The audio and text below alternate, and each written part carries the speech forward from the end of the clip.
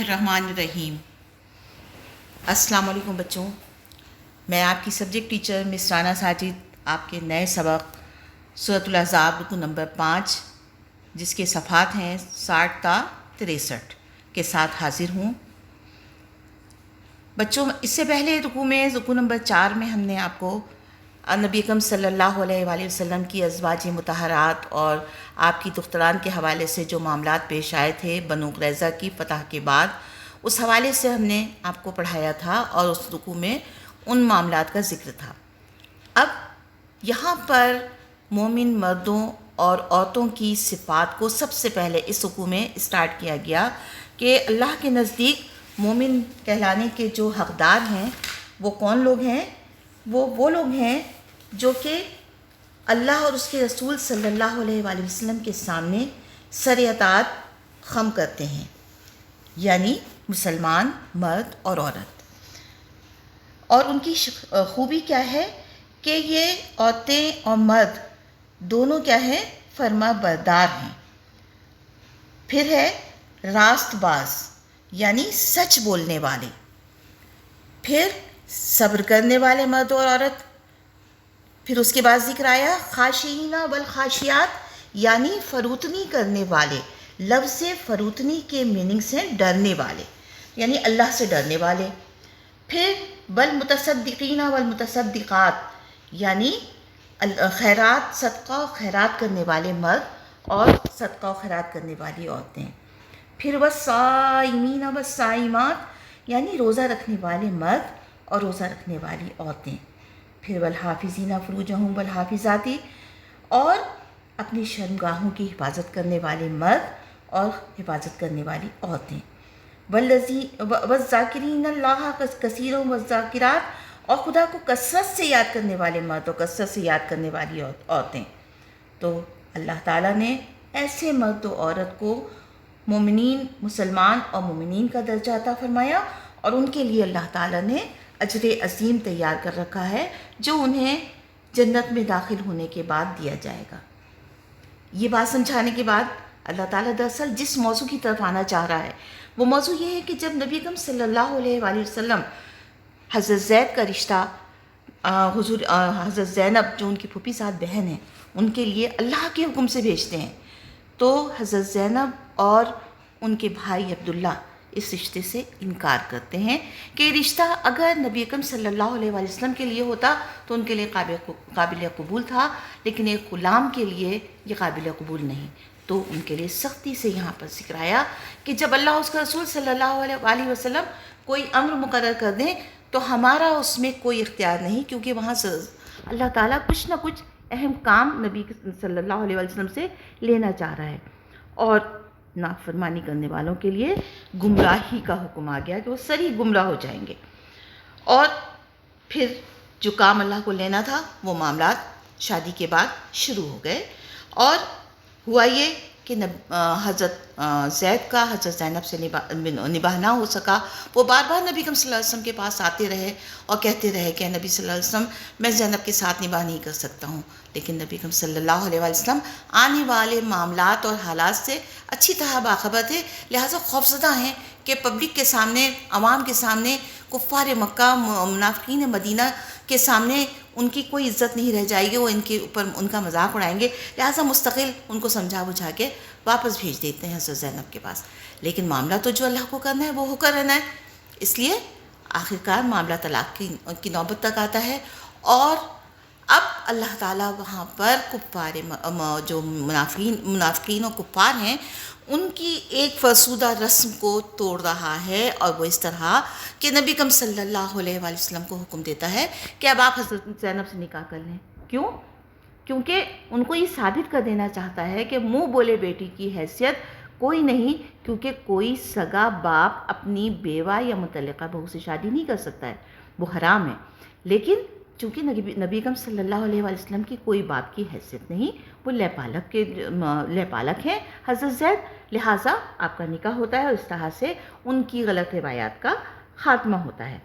और ये बात जब منظر عام پر آتی ہے تو آپ کے ڈر کے مطابق ویسے ہی معاملات ہوتے ہیں، لوگ آپ پر طرح طرح کی باتیں کرتے ہیں جس سے آپ بہت پریشان ہوتے ہیں، تو اللہ تعالیٰ آپ صلی اللہ علیہ وسلم کی حوصلہ افزائی فرماتا ہے اور کہتا ہے کہ اے نبی صلی اللہ علیہ وسلم، آپ یہ نہ سمجھیے کہ اتنا مشکل کام ہم نے آپ سے لیا، بلکہ یہ تو ہمارا پرانا دستور رہا ہے کہ ہم نے دنیا میں جتنے بھی انبیاء علیہ السلام بھیجے ان سب سے ہم نے ایک ہی طرح کا کام لیا، یعنی جو کام کوئی دوسرا نہیں کر سکتا تھا، انبیاء علیہ السلام ان کے لیے قابل مثال ہوتے تھے اور ان سے ایسے کام کروائے گئے جو ان کے لیے بہت مشکل ہوتے تھے، اور ان کا کام یہی تھا کہ وہ اللہ تعالیٰ کے پیغام چونکہ تو لوگوں تک پہنچائے، لہٰذا ہر نبی نے ایسے ہی کیا۔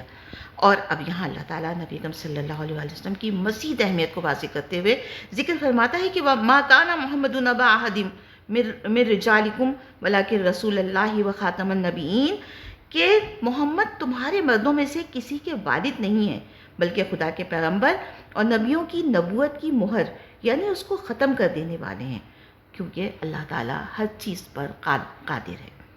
بیٹا ہم اب آتے ہیں اپنی اگلی سلائیڈ کی طرف، اور ہماری اگلی سلائیڈ ہے ذہنی خاکہ۔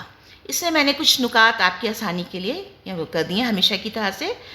تو بیٹا سب سے پہلی بات جو یہاں میں نے پوائنٹ میں لکھی وہ یہ ہے کہ حضرت زید اللہ تعالیٰ عنہ سے طلاق کے بعد حضرت زینب رضی اللہ تعالیٰ عنہ کا حضور اکرم صلی اللہ علیہ وسلم سے نکاح، عربوں کی غلط رسوم کا خاتمہ، دیگر انبیاء کے معاملات کا ذکر، ہر قسم کے حالات میں مومنین کا منفرد طرز عمل، یعنی وہ ایک ممتاز ہیں باقی لوگوں سے تو لہٰذا ان کا طرز عمل بھی منفرد ہے۔ مومنین کو اللہ کی طرف سے رسول اکرم صلی اللہ علیہ وسلم کی پیروی کا سختی کے ساتھ حکم دے دیا گیا کہ اس سے انہیں ہٹنا نہیں ہے۔ پھر اس کے بعد مشکل گھڑی میں اہل ایمان کا اللہ اور اس کے رسول صلی اللہ علیہ وسلم پر بھروسہ کہ جو بھی معاملات ہوتے ہیں وہ اللہ ہی جو ہے نا اس کو سنبھالنے والا اور دیکھنے والا ہے۔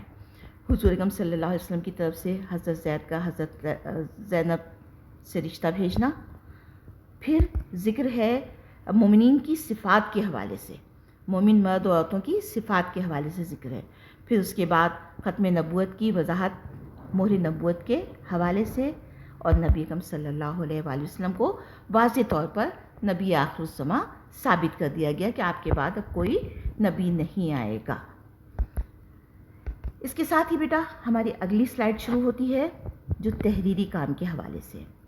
تحریری کام میں ہمارا سب سے پہلا سوال ہے کہ درسی کتاب کے صفحہ نمبر 62 پر دیے گئے الفاظ معنی کو کچھ خط تحریر کیجیے اور یاد کیجیے۔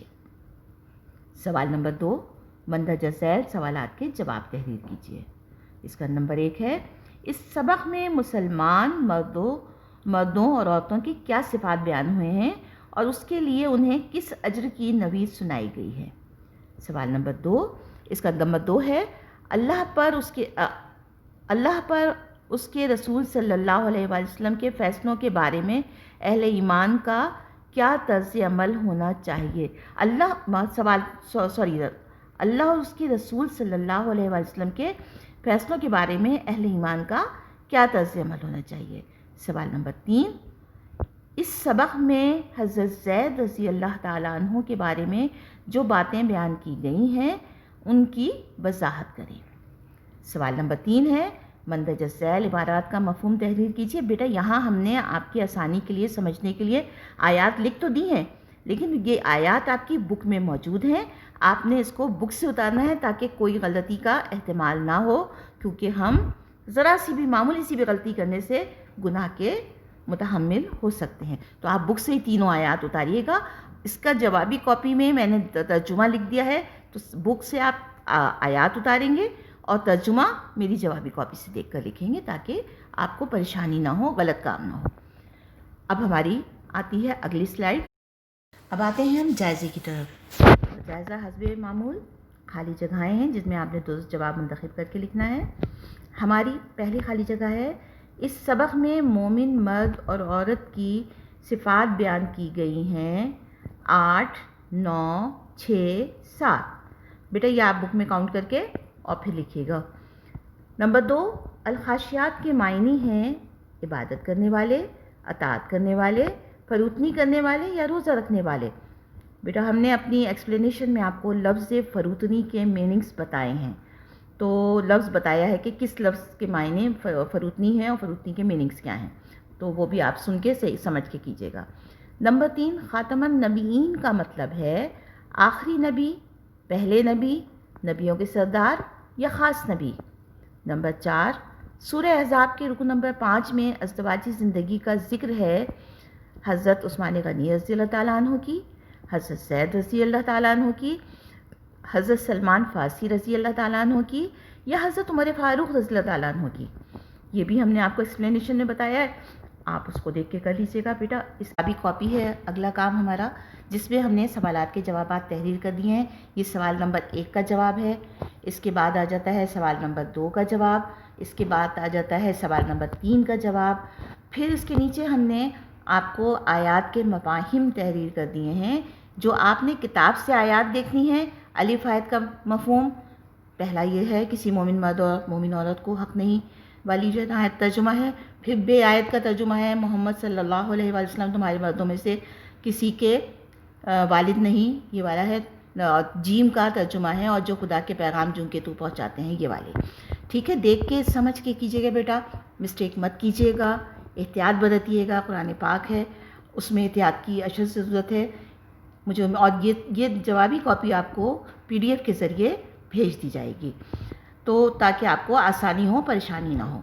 اس کے ساتھ ہی ہمارا آج کا سبق اختتام پذیر ہوتا ہے۔